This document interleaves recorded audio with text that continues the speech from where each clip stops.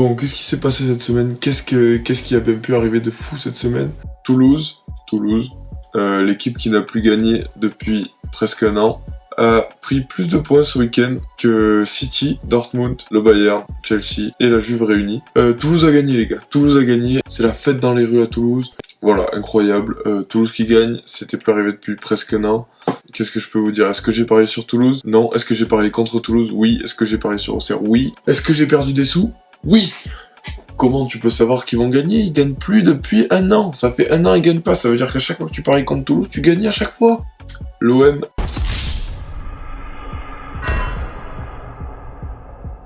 Non, l'OM n'a pas joué cette semaine.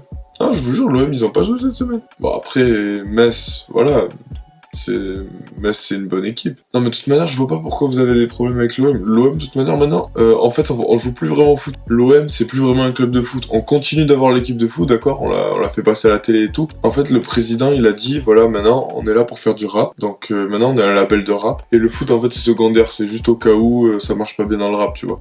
Si tout allait bien sur le terrain, franchement, tu sors, tu gagnes la Ligue des Champions, tu gagnes le championnat, tu gagnes tout. Tu peux mettre un label de rap, d'accord, ça te fait plaisir. Mais quand t'as autant de problèmes, que tu fais autant de la merde avec l'argent depuis que t'es arrivé, que tu gères le club d'une manière minable, t'as que ça à foutre de lancer un label de rap. Vraiment, y a pas d'autre priorité avant. Je comprends pas la gestion des clubs français, la gestion de l'OM. Les gars, comme d'hab, je vous ai demandé sur mon compte Insta, donc allez me rejoindre si vous me suivez pas. On est déjà plus de 10 000, 10 000 c'est bien, mais 10 000 c'est pas assez. Voilà, je vous ai demandé ce que vous avez retenu de cette semaine de foot. Voilà, je fais défiler un peu vos réponses, vous avez été nombreux à me répondre. Donc on est parti. Le mercato, alors qu'est-ce qu'on a eu cette semaine? Si je vous dis Portugal, si je vous dis Wolverhampton, vous me dites, eh ben vu qu'ils ont déjà acheté tous les Portugais, ça y est, enfin le dernier Portugais manquant, Cristiano Ronaldo s'engage avec Wolverhampton. Non, c'est pas vrai, ils ont pas acheté de Portugais cette semaine. Voilà, première semaine depuis maintenant 8 mois. Qui n'achète pas de portugais.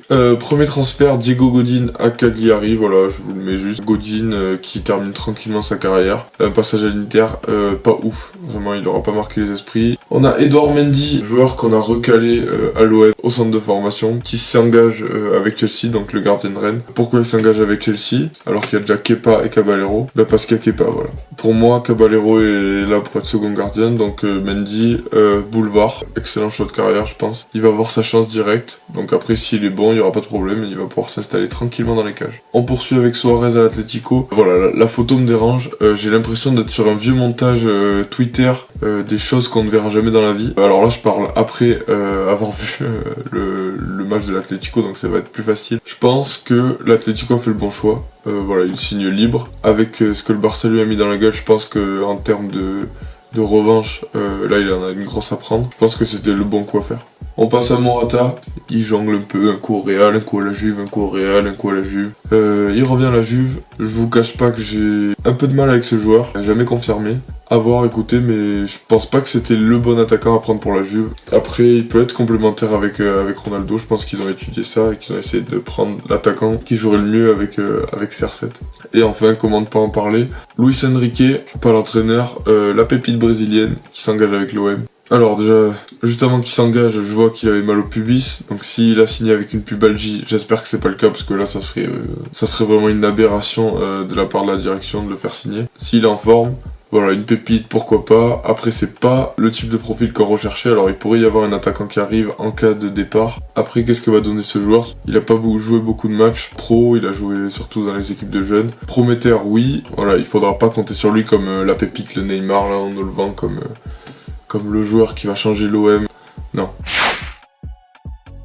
On enchaîne, le boss de la semaine, c'est qui? Alors, il y avait beaucoup de prétendants au titre cette semaine. Voilà, Luis Suarez, tout simplement, entré en jeu à la 70e minute de jeu pour 20 minutes. Son équipe gagne 3-0. Il fait une passe décisive, il marque 2 buts. Voilà, en plus, le but de la tête, je trouve qu'il est assez dur à mettre. Donc, pour moi, chapeau, voilà. Il mérite son titre de boss de la semaine. Le bravo de la semaine, à qui on va dire bravo cette semaine? Voilà, je pense que vous vous y attendez pas, vous attendez à ce que je mette Hoffenheim, à ce que je mette Leicester. Je vais dire bravo à Ribéry. Dans son match contre l'Inter, je trouve qu'il a illuminé le jeu de la Fiorentina, il a donné des galettes. Pendant tout le match, il a distribué des caviars, voilà. Donc si la Fiorentina fait un aussi bon match et marque ses 2 buts, c'est en partie grâce à Ribéry.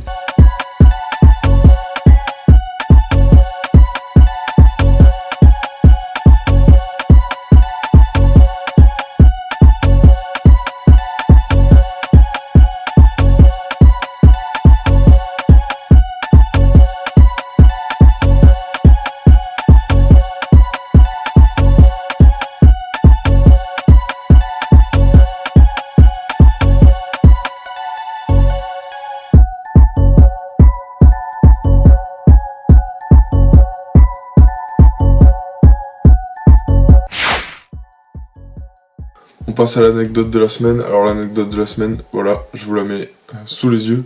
Ansu Fati n'a pas pu être choisi comme homme du match car il est mineur et le sponsor du trophée est une société de bière. Voilà, c'est con parce qu'il fait un match de fou. Il avait qu'à pas être aussi fort, aussi jeune, voilà, c'est sa faute. Il peut pas recevoir le trophée, c'est très con, voilà. Du coup, c'est Jordi Alba qui a été élu homme du match. Les gars, l'équipe de la semaine, l'équipe sur laquelle il fallait pas tomber, l'équipe de la semaine, Leicester, voilà, qui affronte City. Donc, choc de première ligue, voilà, on s'attendait à un gros match, je m'attendais à un gros match. City qui démarre très fort, qui marque un but, qui marque un deuxième but refusé pour hors-jeu, qui a 2-3 occasions encore, mais qui va se faire rattraper, voilà, Jamie Vardy, qui fait un gros match, qui s'offre un triplé. City qui concède 3 pénaltys, voilà, à un tel niveau tu peux pas concéder 3 pénaltys, 3 de ses défenseurs concèdent le penalty, sur des fautes bêtes à chaque fois. Tant mieux pour Leicester qui concrétise et qui fait un gros match et qui mérite totalement sa victoire. On passe au café crème de la semaine. Alors le café crème de la semaine, voilà, juste avant d'entrer dans le petit top but, on part en Hongrie. Je vous mets le clip, j'ai rien à rajouter.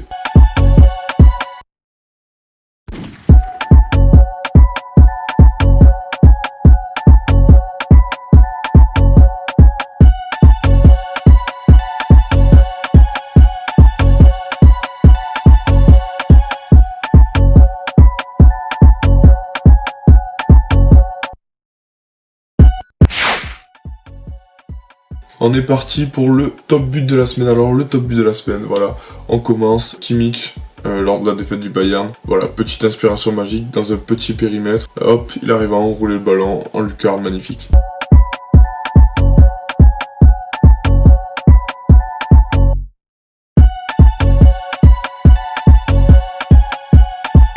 Ensuite, deuxième but, je vous ai mis CR7. Pourquoi le but de CR7? Voilà, il y a un centre, il y a 4 défenseurs romains, et ben il est au milieu, il saute plus haut que tout le monde, on dirait que c'est facile. Franchement, le but, on dirait que c'est un but banal, un but de la tête. Non, il saute plus haut que tout le monde.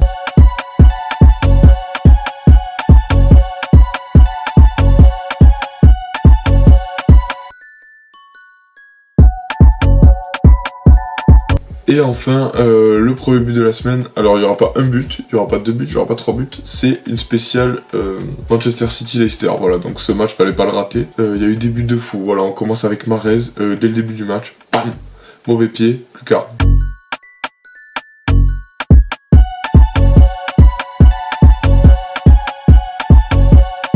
Ensuite les gars, Jamie Vardy, voilà, tac, action de fou, Madjer, un régal.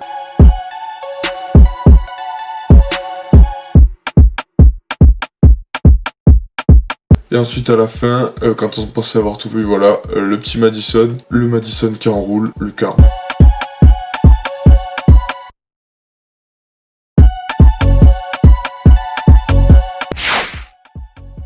On passe à la boulette de la semaine. La boulette de la semaine, j'ai pas trouvé d'énormes boulettes, voilà, mais Pavard qui relance mal, relance dans l'axe, jamais dans l'axe. C'est à cause de petites erreurs comme ça que le Bayern s'est perdu face à Hoffenheim.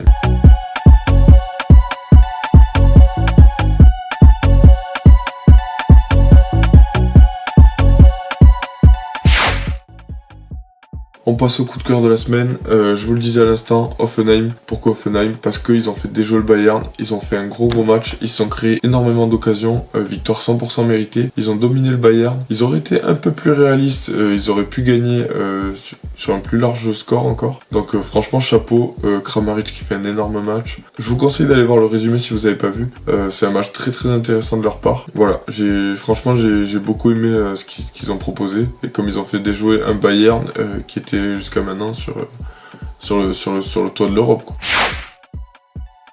On passe au hold-up de la semaine, voilà, nouvelle rubrique, voilà, tu sais de quoi je vais parler. Brighton, Manchester United. Un match qu'aurait normalement dû logiquement dominer Manchester United. Brighton en première période qui tire 3 fois sur les montants. Je crois qu'ils font 2 barres, un poteau. Ils parviennent quand même à marquer. Manchester United qui égalise sur corner. Seule occasion de la première mi-temps pour United. En deuxième mi-temps, Brighton pousse. Voilà, il domine la partie de A à Z. Il y a des arrêts de Réa. Il tire encore une fois sur la barre, une fois sur le poteau. Ça fait 5 fois les montants. Voilà, donc Manchester United est au fond du trou. Bruno Fernandes lance Marcus Rashford qui fait un exploit personnel, qui dribble toute la défense, qui marque, but magnifique, mais complètement complètement contre le cours du jeu. Brighton qui continue de pousser, 5 minutes de temps additionnel. Brighton qui marque à la 95e minute, qui arrache le nul, largement mérité. Déjà c'était déjà beau de voir Manchester United là. Sur l'engagement, Manchester a un corner. Donc on est à la 96e minute, 1 minute après la fin du temps additionnel. Donc l'arbitre doit siffler, il y a corner. Maguire qui met la tête, le ballon est légèrement touché du bras. L'arbitre ne le voit pas. Il siffle la fin du match. Et après, vous connaissez la VAR,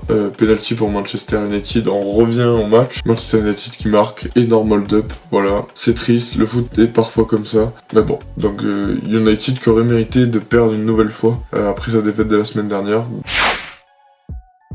On passe à la vidéo amateur. Des fois, on t'explique l'importance d'un remplaçant, voilà. T'es remplaçant, quand tu rentres, tu dois être décisif. Là, l'entraîneur, il lui a dit, tu rentres, tu dois être décisif. Il a pris au pied de la lettre. Il rentre, il est décisif.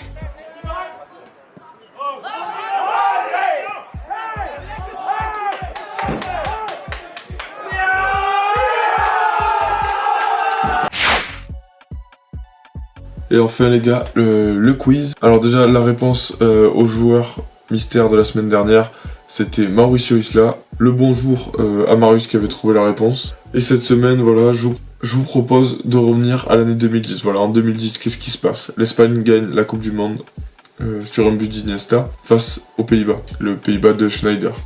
La Ligue des Champions est remportée cette année-là par l'Inter de Schneider. Qui est Ballon d'Or cette année-là? C'est Lionel Messi, voilà, on le sait tous. Iniesta termine deuxième, mais qui termine troisième du Ballon d'Or 2010? Est-ce que c'est Schneider ou est-ce que c'est un autre joueur?